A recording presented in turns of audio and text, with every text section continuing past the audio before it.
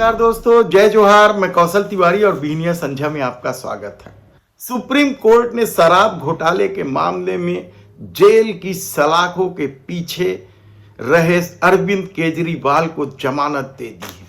हालांकि उनकी जमानत की संभावना बहुत पहले से जताई जा रही थी कि अब जिस तरीके से पीएमएलए कानून को लेकर सुप्रीम कोर्ट ने टिप्पणी की है कि जमानत लोगों का अधिकार है और जेल अपवाद है, उसके बाद से ही लगने लग गया था कि केजरीवाल की जमानत हो जाएगी। और इसके पहले संजय सिंह की जमानत हो गई थी।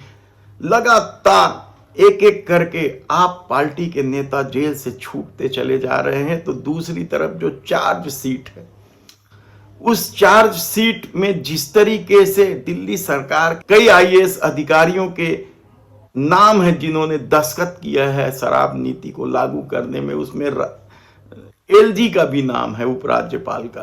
तो इन सब सवालों के बीच क्या केजरीवाल को जो जमानत दी गई है और जिस तरीके से हरियाणा चुनाव के पहले जमानत दी गई है, तो क्या यह सोची समझी रणनीति का भी हिस्सा है? यह सवाल उठ सकता है, यह चर्चा का विषय हो सकता है कि जब आप पार्टी ने हरियाणा में अपने दम पर चुनाव लड़ने का निर्णय लिया, उसके बाद केजरीवाल की जमानत हो गई, तो इसे लेकर सवाल उठाया जा सकता है। लेकिन कहा जा रहा है कि इस जमानत के बाद जो शर्तें सुप्रीम कोर्ट ने रखी है उसके अनुसार वे सीएम तो रहेंगे, लेकिन सीएम के रूप में हस्ताक्षर नहीं कर पाएंगे।